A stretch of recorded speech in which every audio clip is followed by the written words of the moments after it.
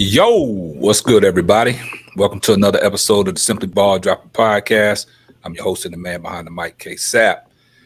And this week is finals week. The finals kick off tomorrow on June the 2nd. That's a Thursday.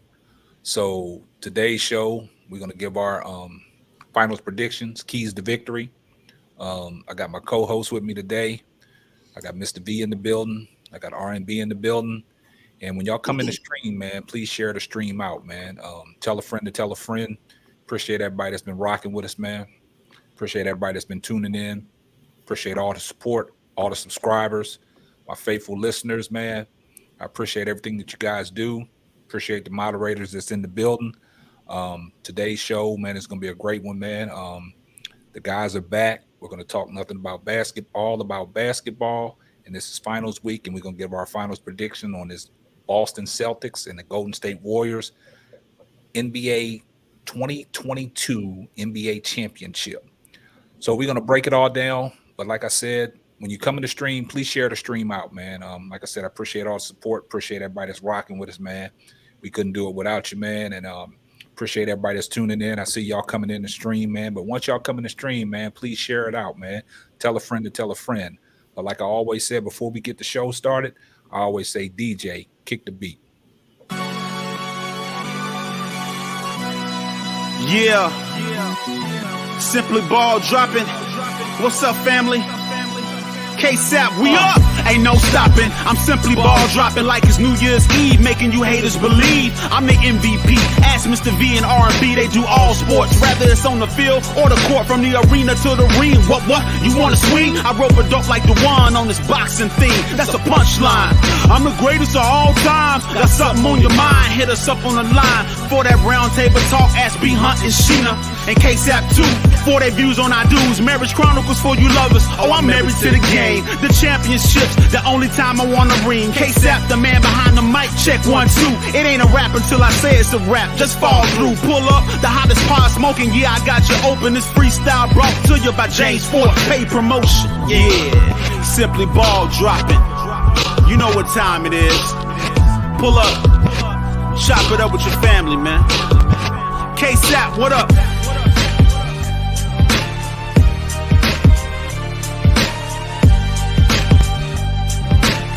And now, your host of the Simply Ball Dropping Podcast, the man behind the mic, Ksapp.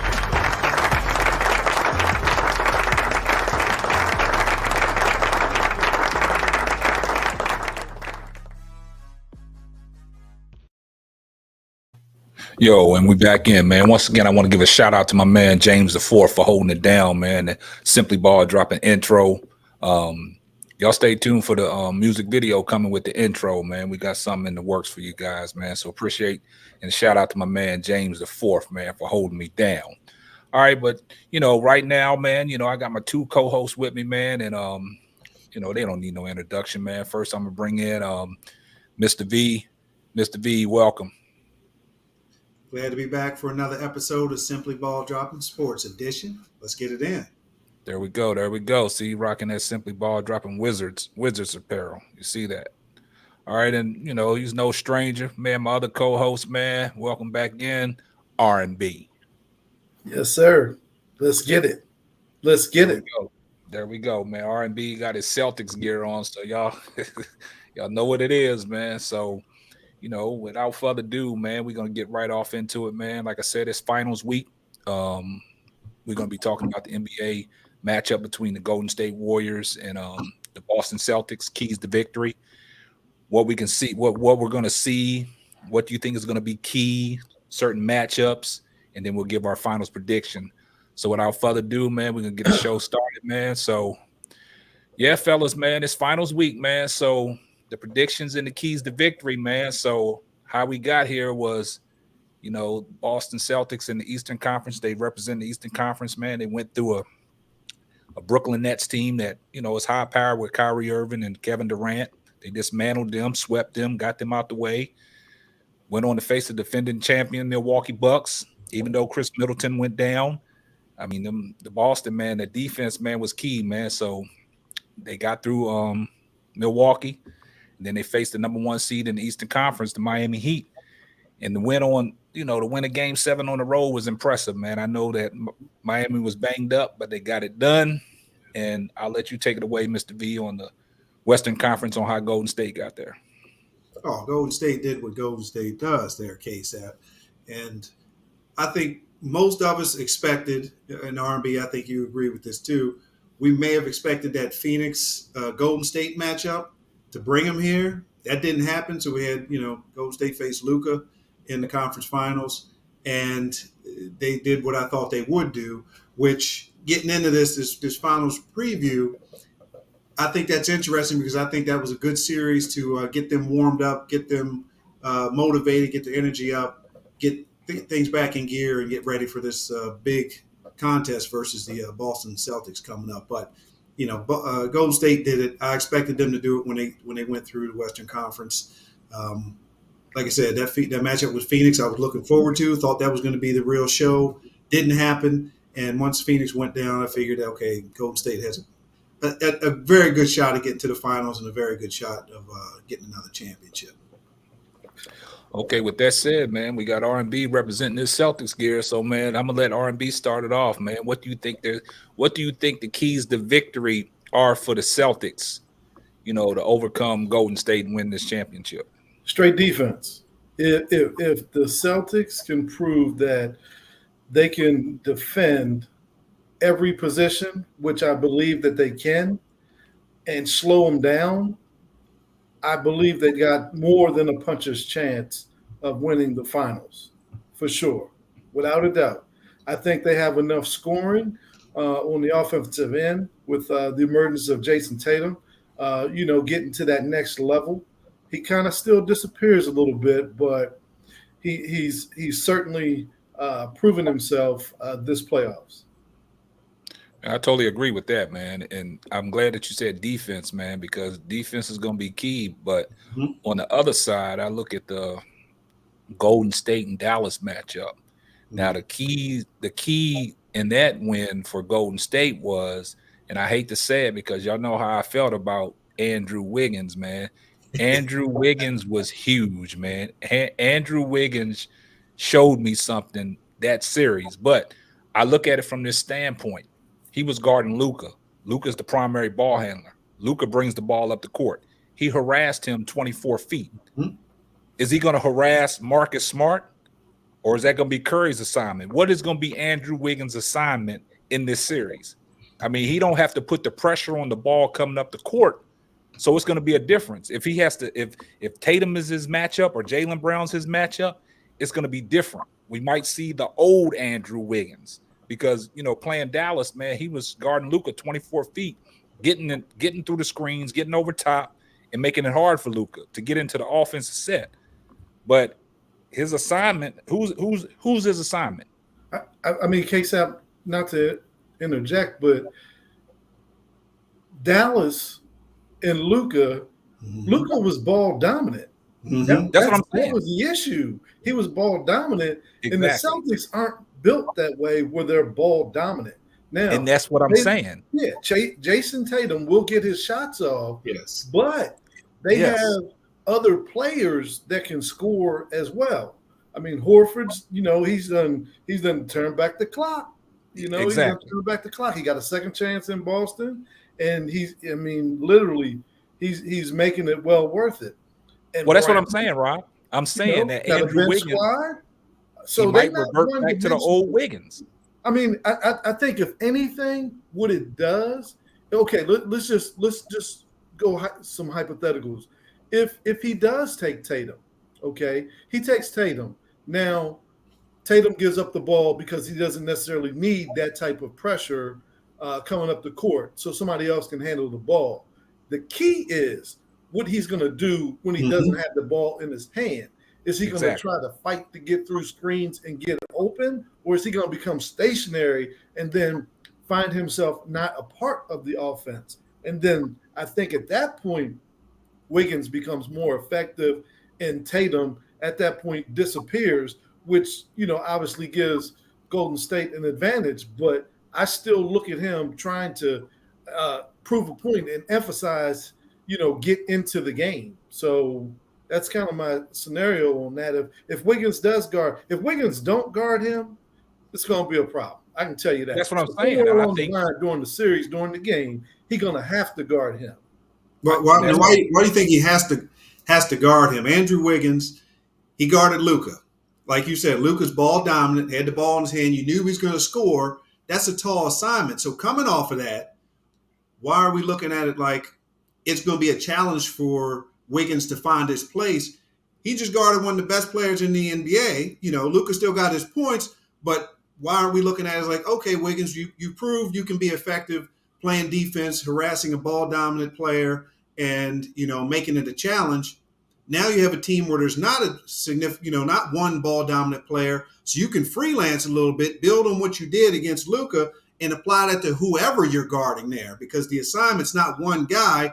Now it's varied, and you still have the rest of your team that can match up and doesn't have to really focus on one player like Luka did. Like right. I mean, I understand your point there, but if you let Jason Tatum go off and get off, because if Wiggins isn't guarding him, I'm not sure who else they might put on him because he's so versatile. He's so long. Yeah. I mean, is Draymond the match? No, Draymond's not guarding him.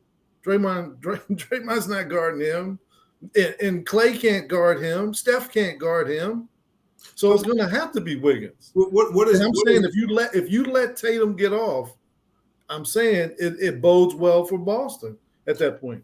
Yeah, I think that's the key. That's why I brought it up, because Wiggins, he harassed Luka 24 feet, right? And if his, primary assignment is Jason Tatum don't always bring the ball up. Luka was the only one bringing the ball up. So Wiggins was guarding him 24 feet, fighting over the screens. But like I said, it'll bode well for Boston if Wiggins got to take Tatum as that assignment, because like you said, Tatum's going to move without the ball. He's going to be in the play. The problem we had about Luka, when Luka gave the ball up, Wiggins didn't have to work no more because Luka don't move without the ball. Luka don't go get the ball. Jason Tatum is going to keep moving. So I know he's not going to pick up Marcus Smart 24 feet. Then now you got Curry in the trick bag. Who's Curry going to guard? Right. So I just think, Mr. V, can I ask you a question? Yes, what's that? So who has the better defense? Oh, Boston got the better defense. To me, I think Boston has the better defense. Okay, now, which defense matches up with the other team better? I think Boston's defense bodes well against Golden State. That's why I like this matchup. I definitely didn't want to see Miami. I ain't even going to be shocked. Oh, no, because I think Miami would have got swept. Yeah. I think the defense, it's looking like the way the Celtics have been playing that the matchup would bode well for them. However, I guess I'm not saying that they not high, Golden State's not high powered. Right. That's the thing. So they can have their solid defense. They got a lot of different options on the defensive end with Boston, and I look at that too. I agree with you, Ksapp. It's going to be a great series. However, it goes both ways, as we both know. That you can play defense, and you've had teams with great defenses play against Golden State, and what's been the result? So I don't want to overemphasize and say, okay, Boston's this super defensive team, and they're going to come in, and we know they're not going to shut down Golden State. But looking at Golden State, it's been around for a while. They're battle proven. They got their three, their solid core. They got some young guys that are energized, getting to the finals, and now I can't see Boston. I wouldn't say shutting them down, but being any more. I don't see Golden State looking at the Boston Celtics saying, wow, we got to figure out what to do with that defense. I see them looking at saying, okay, we've seen them before.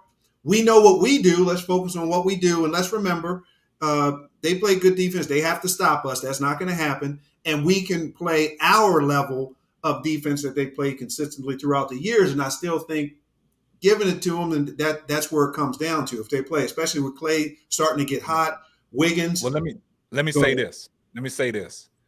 If you look at the road that Boston traveled, they made it difficult for Kyrie and Kevin Durant. Now, they're skillful players. They're not just jump shooters. They can put the ball on the ground and get to the cup, right?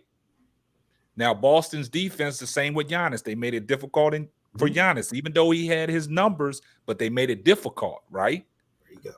Now, with Golden State, now you just worry about, Rob always says this about the three-point shooting teams, the percentages kick in, right? Yes. So now when you got guys that are basically relying on that jump shot and being stationary but not athletic to get to the cup, the only one that's really athletic enough to get his own shot and get to the cup, real good is Wiggins. Curry can do it too, but you'll settle with that. You want Curry to drive. You don't want Curry out there just shooting threes on you, right?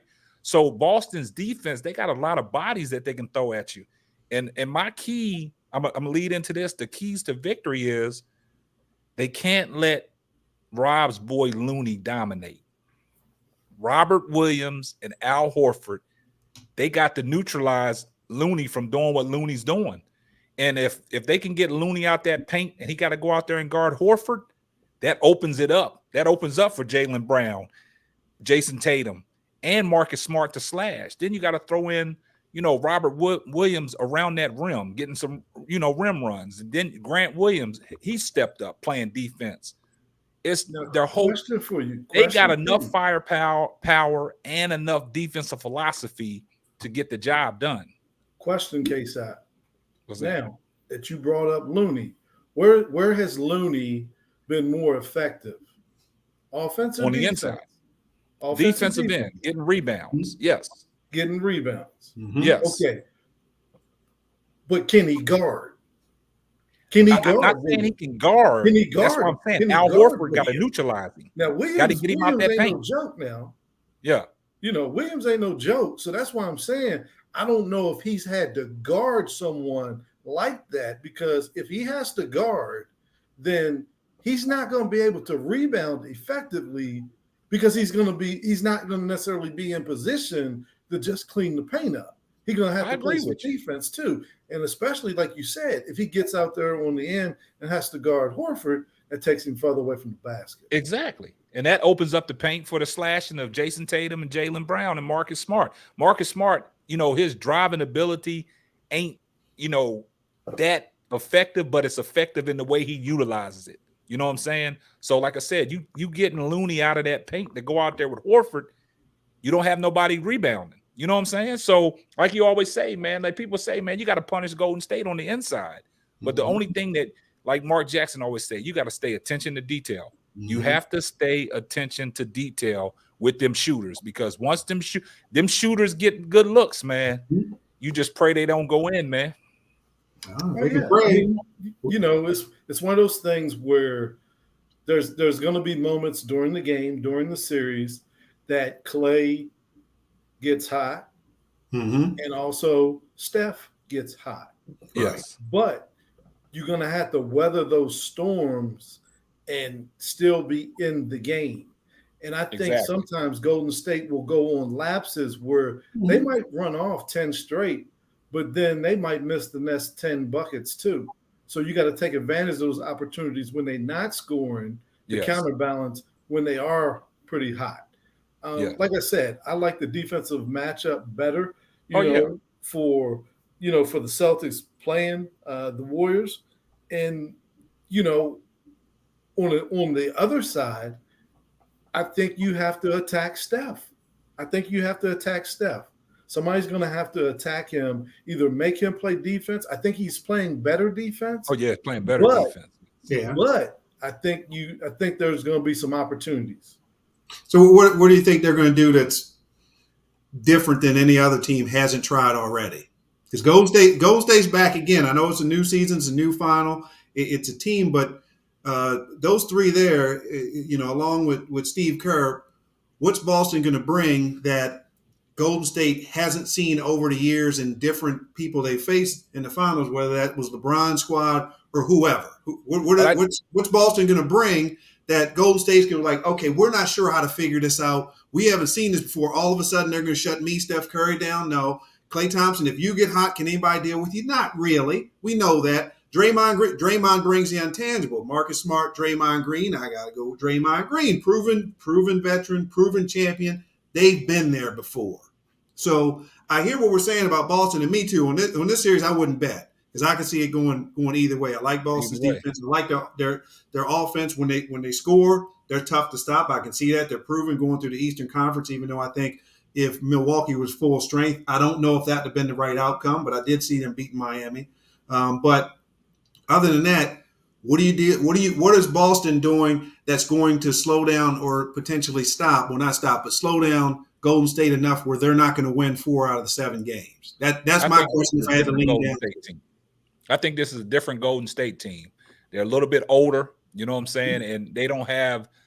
I'm not going to say they don't have, but they don't have the likes of a luxury player in Kevin Durant, right? We've seen over time that, you can beat the Warriors. Like before, it was like, man, you don't have no shot. But with the defensive principles that Boston brings to the table and how they're on the string and they all connected and what they do, they hone in on the defense.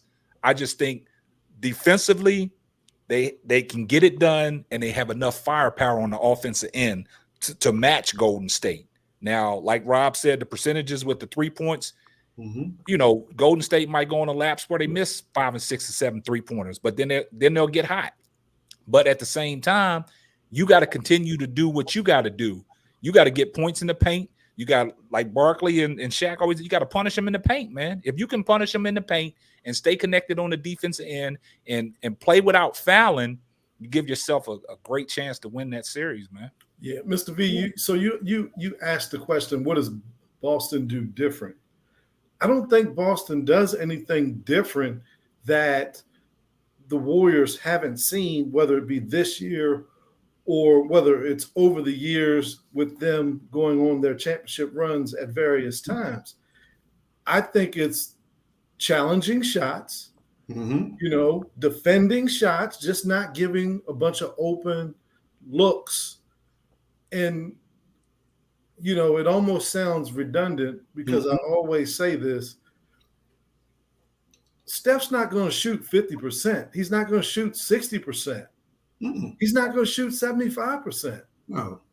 Okay, so if we just so Steph at that point to get if Steph gets 30 and he's only making, he's got to be literally shooting 33%, 40% at max most. So how many shots did he take at that point? And then when you get to volume Steph, it takes away from volume Klay.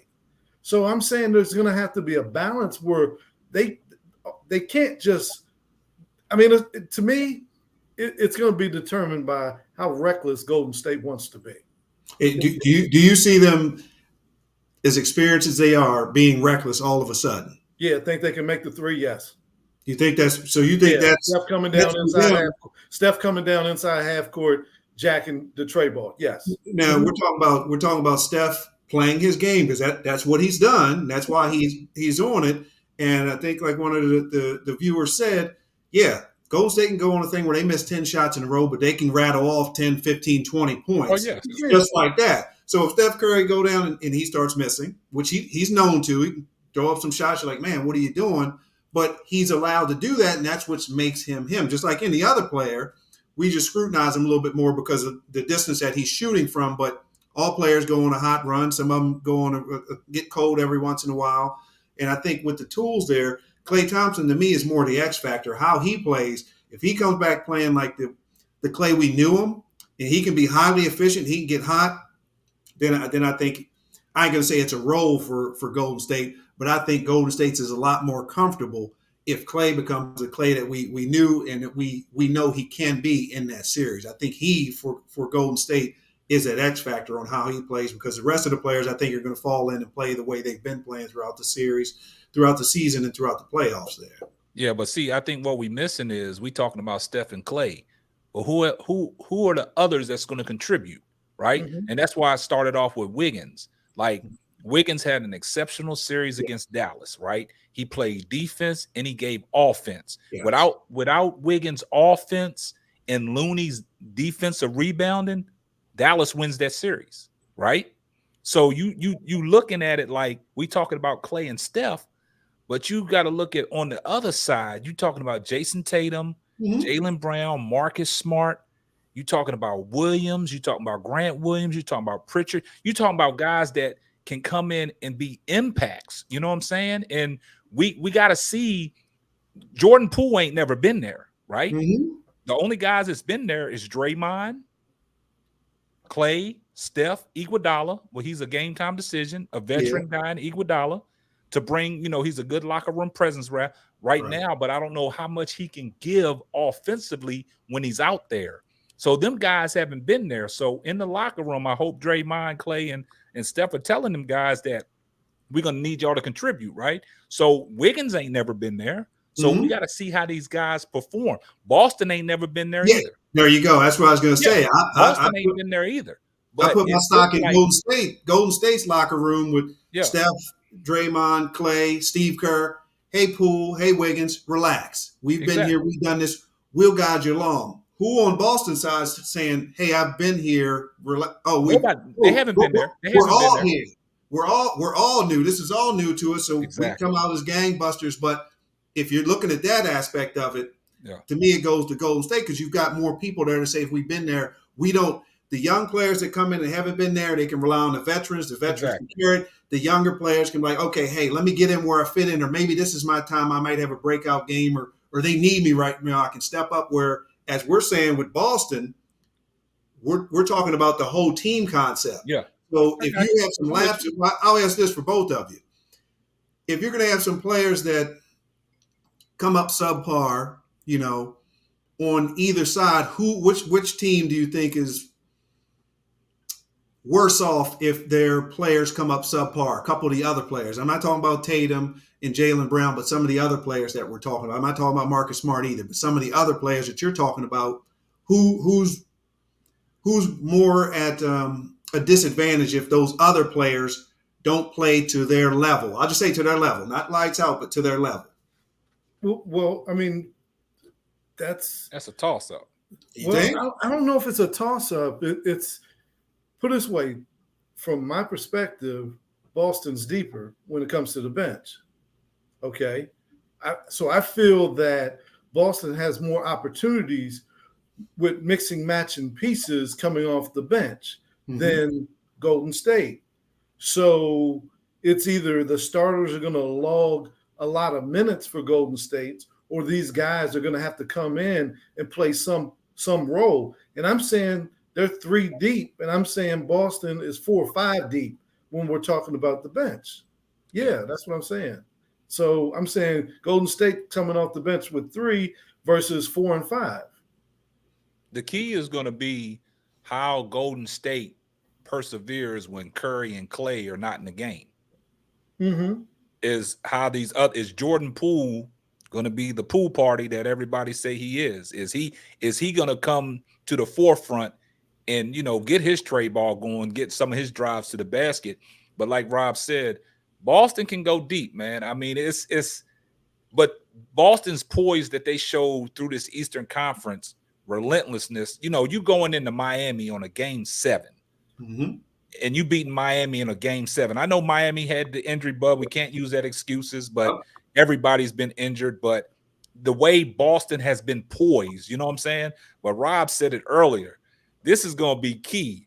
Is Jason Tatum going to be Jason Tatum, or is he going to be like Jimmy Butler? You play good for 3 games, and then you don't play good for the other 3. But here's the thing, though. Does he have to play great every game for them to win? Tatum got to get you to. He got to get you 25 plus a game. He got to get you 25 plus a game. I don't know. I mean, because I think their pieces are built different. That look, if Jason Tatum get 20, there might be a reason he only gets 20, not because he's not taking opportunities, not because he's not taking shots. Al Horford might be punishing your boy Looney. I understand that, but look at the game that Jason Tatum didn't play well. Look, remember the series where Al Horford went crazy. Mm-hmm. He turned back the clock. I mean, he turned back the clock. And he had like probably about 35, 39. Yeah. You know, because he was putting in that work. He was putting. I mean, they are built different. I mean, they got different pieces, different things that go because they bring Udoka. What's his name? Udoka. Yeah.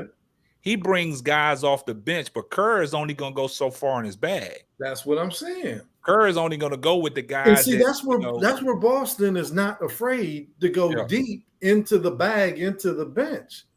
Them guys, they're not superstars, but what they know is their role. They know their role. Interesting. Yeah. They know their role. I use that logic right there, which I agree with. You're talking about depth. You know, I give it to Boston. But what I'm hearing is everybody's got to do their part for Boston. We're expecting that. They have that comprehensive attack that's needed, whereas you're saying, okay, Golden State, you know, their depth is not as deep. They rely more on their primary players and experience. Than Boston has to with their, I agree with you, Rob, with that. If Tatum doesn't have 30 points, that could be because there's a host of other players that picked up the slack for that. So I think they have more options for that. But listen, what we're talking about, you know, it ain't 5-on-3, but I can use that. All 5 of Boston need to do to match up with the 3. So you can look at that and say, well, shoot, if Golden State's 3, you know, if that's all they have, then Boston has the advantage. You only need 2 others to step up, and then there you go. So a Jordan Poole, a Wiggins, somebody coming off the bench that has one of those games, you know, that could turn the tide. Whereas with Boston, what I'm hearing, we need these. We can't rely on 2 or 3. I've never heard y'all say we can only go with these guys. I've heard Boston's deep, and we need these guys to do this. And then you go to the bench here, so you got 10 versus however many on this side. You only need a couple on Golden State side to light up. Jordan Poole has a big game. Wiggins has a big game. And the other players play the way they play? Yeah, I mean, I think from a physical standpoint also, I think the Celtics are just a little bit more physical. Yeah. And that just comes from a defensive philosophy. But let me ask you this. Does Steph need to average 30 for them to win? For me, I'd say that depends on what Clay does. Steph got to play though. Steph can't go missing. No. I don't know how many games or series where Steph could go missing and they'd still be as successful as they were. You saying one game one shows up, the next game the other shows up? No. I mean, if you could have a game, and we've seen that in the past, whether it's regular season or the playoffs, where Steph may have for him a subpar game, but Klay Thompson lights it up.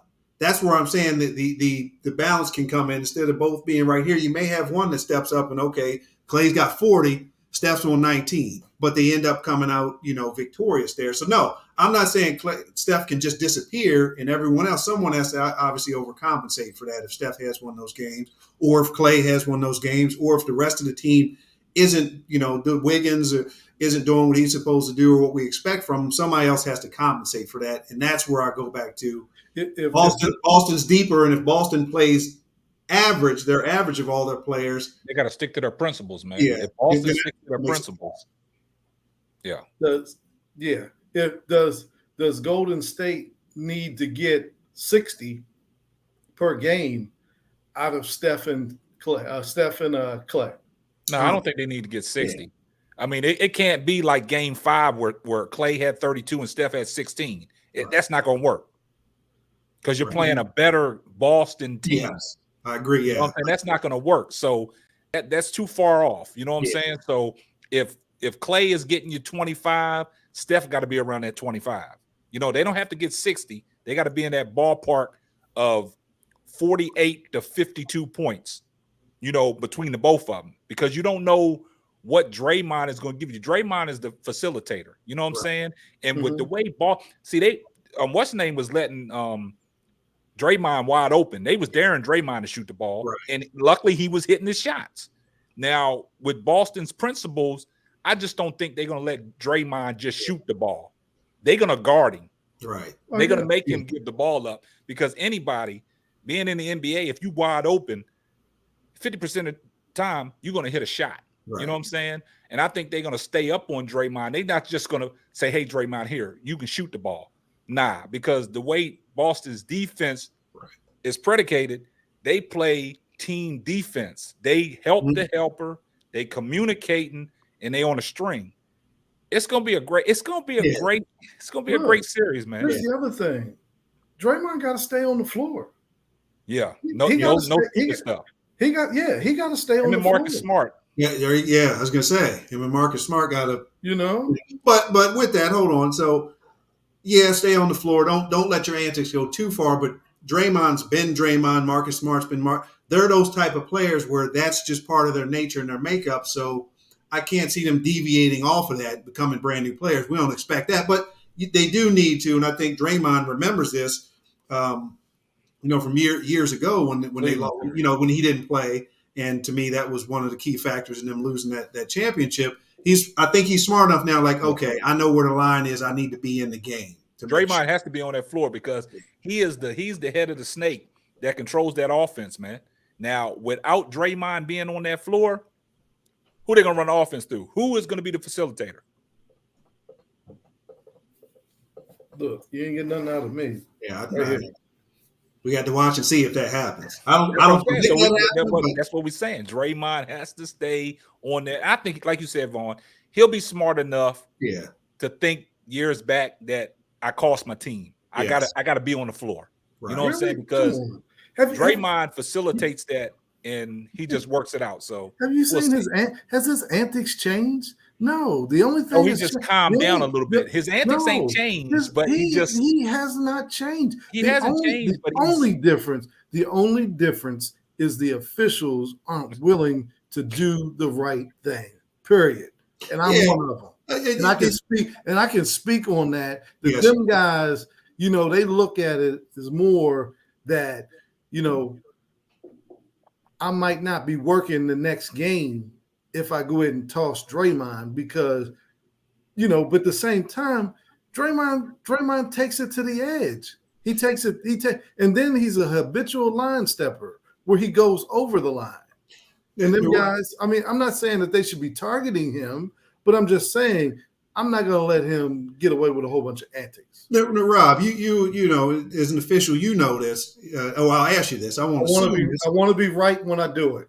So from your experience, you get to know certain players and you know how they are and they know that line. So I believe as an official, you can speak to this, that you're like, okay, I know he's being him. I know where the line is. He's going to toe up to the line, and I know he's going to toe up to the line, and he knows that I know he's going to toe up to the line. So I think the officials can be a little bit more fluid on what they tolerate because they know, hey, I know where you're going to take it. If you go over here, I'm going to do it. And I think Draymond's smart enough, like, yeah, I know. I'm not going to take it there. I ain't going to call you a B, but I'm like, come on, man, that call was, you can speak on that. Whereas if you weren't familiar with the player and didn't know that, you may say, okay, who's this guy? He's not going to do it. But you're like, okay, that's him. As an official, going into the game, You don't preload against any player, Right. meaning you're going to allow them the same latitude as any other player. Mm-hmm. However, you can't allow them to continue to gain an advantage with their antics and with their demeanor on how, it's like they're out there still fouling and they know that they're fouling, but the official doesn't want to give him his fifth foul. No, we're not going to do that. Right. We're not going to do that. We're going to adjudicate the game as it's supposed to be. And if he gets up there, slams the ball, he's doing all this crazy stuff, or if he even gets a flagrant, we're going to go ahead and adjudicate it properly, like the way it's supposed to. I'm just saying, I'm not going to get to the end and all of a sudden, want to eat the whistle because he's just being an idiot. I'm going to give him a little bit of latitude and I'm probably going to walk away. Right. But if he's chasing me and he's still on it, yeah, he might get a shower early. He might get a shower early. I can see that. I can see that position there because you don't want to be, I think be under the microscope saying, okay, they're going to try to target him, so you might swallow, you might give him that latitude. But I can understand. And when I go into a game, whether someone gave me a rough time the previous game or not, I don't go into that game loaded at all. Now, people might perceive that and they might think that, but as long as I know as an official that I'm not going into the game loaded, I'm okay with it. You can go ahead and think whatever you want to think, but don't think that I'm not going to adjudicate the game the way that it's supposed to be done. I'm going to go out there and I'm going to call what I see, and I'm going to try to mesh with my partners and blend in, making sure we got a good game. And it might be a game that might be a little bit loose where there is contact going to the bucket, but it's going to be contact going to the bucket for both teams, not just one team, not just one team, And at the finals, I would expect these games probably to be a little looser than the previous series. Right. So totally agree with that, man. And when we come back, we're going to do, we're going to wrap it up. We're going to come back. We're going to give our predictions, but let's get a word from our sponsor real quick. And when we come back, we're going to get our prediction and we're going to wrap it up. This episode is sponsored by True Choice Insurance. Here at True Choice, we take a different philosophy when it comes to providing you with your insurance options. We emphasize the value of the products we offer, instead of playing on the fear of you not being protected in your time of need. True Choice is affiliated with more than 60 insurance companies. This makes us one of the most independent agencies in the state of Texas. Please visit TrueChoiceInsurance.com for all your insurance needs. Yeah, shout out to my man Brian Kelly over there at True Choice, man, for all your insurance needs, man. Holla at him. But this is the time, man. We're gonna give our predictions, man, and it's gonna be a great series, man. I think that it's gonna be a good one, man. And like we said before, I'm glad that it's Boston and Golden State. And like Mr. V said, I told people about Phoenix, man. I just didn't see it in Phoenix, man. I mean, they get there. There's 2 years in a row, man, that they got to the promised land. They just couldn't get over the hump. So I'm gonna let you take it away, Mr. V. Give your predictions, man, and we'll see what it's gonna be. This is a tough one. I tell you what, I ain't going to Vegas on this one. Ain't putting any money on the table for this one because it could go either way. Like we talked about, great matchup. I like the matchups. I like the chemistries of the teams. I like the firepower that Boston has versus Golden State. I like the size that Boston has to match up with Golden State very well.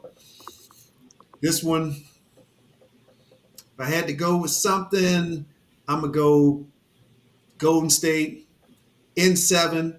That's not strong. That's mainly leaving because I spent some time in Northern California, right down the road from the Oakland Coliseum back in the day.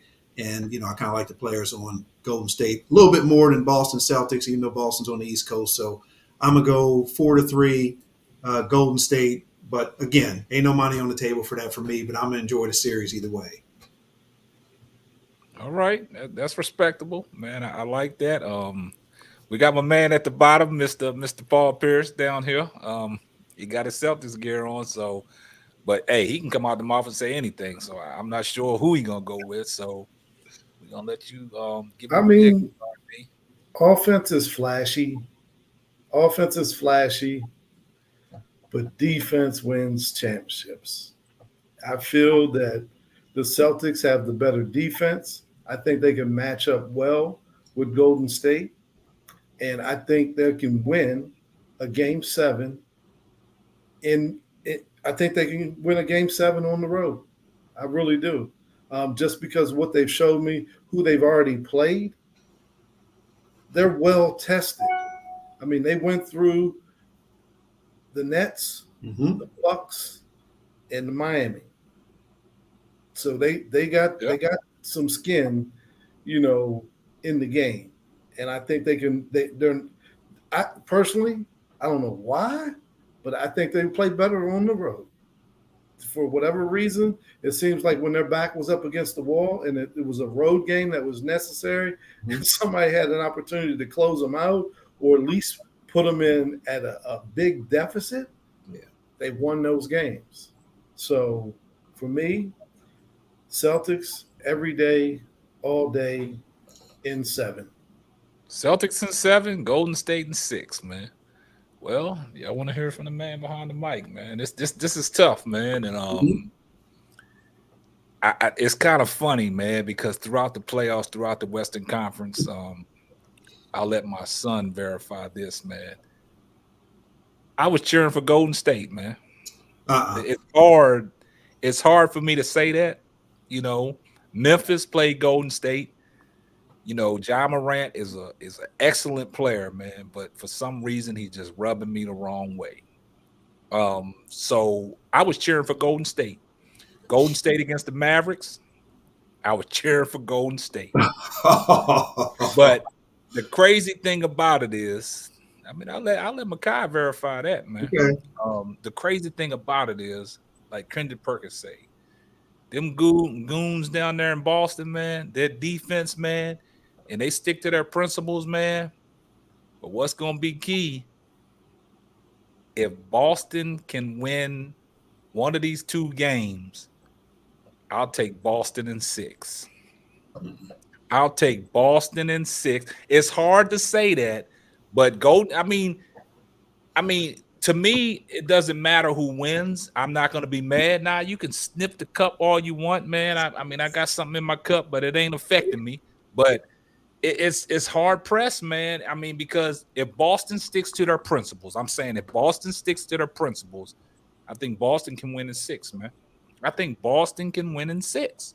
And I mean, y'all saying Boston? Look, hey, they got to at least win one. They got to at least win one in Golden State. That's what I'm saying. So why not win 1 or 2 instead of taking it to game 7? Okay, so I think 6. A little overzealous. I mean, I'm thinking Boston's going to win, but 6. Here's the key for me. Number 1, they can't come back home, be down 2-0. They got to win one of those games, okay? Because I don't think that Boston will win both games in Boston because they haven't shown that they're going to win both games in Boston. Right. I agree with that. I already know that they're going to split in Boston. They're going to split. Trust me, they're going to split. So that's why you're saying 7. That's why I'm saying in 7. So I'm looking for a split, right? Oh, you looking for a split? Then they win game 5. They win game 5 they win game 5 in Golden State. Come back home, they lose at home on the closeout. They lose at home in the closeout, go back on the road, win the game 7. So here's what I got. I got the Celtics game 1, 4, and 5, because game 4 is going to be a desperation game because Golden State's going to be up 2-1. Golden State will win game 3 in Boston. So Celtics going to have to come back and win game 4. Then they go on the road. They'll win that one too, lose game 6, win game 7 on the road. There it is, RnB out. Okay, you broke it down. We'll revisit it. Like I said, the only reason why I said in 6, Boston got to at least win one. I mean, because you're thinking about a split in Boston, but Boston at least got to win one on the road somewhere. Oh no! So I mean, why not get it done early? Because they not going to win in 7. If it goes 7, Golden State will thrash them in a game 7. No. If they go 7, legs is gone. Too much pressure. Shots not falling. Oh my goodness! What you talking about, Raleigh and Tank, or are you talking about Boston and Golden State? It can't go 7. If it goes 7, it's going to be hard to beat Golden State and San Francisco. It's going to be hard. That's why I said 6 for Boston. That's the reason why I said 6. You can't go 7. If it goes 7, Golden State is not going to fall victim the way they fell victim in 2016. They're not going to do that, man. At home on a game 7. Look what they did to Memphis in a game 7. They thrashed them. Ksapp, real quick. You said in 7. You said in 7, RnB, right? Yeah, he said 7. He said 7. Didn't Raleigh say that about Tank Davis? If it would have got to round 7, he would have put him down. Rolly's still sipping on this right here. He's still drunk, man. Not sure what's in there. Hey, man, before we wrap it up, I just want to say something about that fight, man. And Rob, you said it earlier. Rolly's a big boy. Mm-hmm. Mm-hmm. Yeah. Rolly's a big dude, man, and I'm surprised he made that 135 weight. Yeah. I'm surprised that he looked like he can fight at 147, 154. That's a big 135 pounder, man. He's big, like a big brick wall, but But he's comical though. Tank put that cannonball on him, and that was it. Hey, Tank hit him. I don't even want to talk about it, man. We gonna wrap this one up, man. Yeah, you need to get DeWine, the fight doctor, back on. Yeah, we gonna wrap this because I got an episode coming up with Larry, Al, DeWine, Rod, and me coming up with boxing. Okay. Yeah. Looking forward to that one. So I put it to bed, man. We done. Man, hey, put it to bed. Put it to bed, man. What'd you say? Put it to bed. We done. We out. Now, I know we done, man, but it's funny because when you sent that message earlier talking about Rolly's a big guy. Yeah, that dude is a big guy, man. But I want to appreciate everybody that tuned in. There was commenting in the stream, man. When we get together, we just hilarious, man. But I want to appreciate everybody for tuning in, man. And once again, that's going to wrap up another episode of the Simply Ball Dropping Podcast. I'm your host and the man behind the mic, Ksapp. That's RnB. That's Mr. V. And what we do, we drop the ball, man. So appreciate you guys tuning in. Y'all have yourself a great one. Deuces. Thanks for listening to the Simply Ball Dropping Podcast. Be sure to subscribe, like, and share on all major platforms.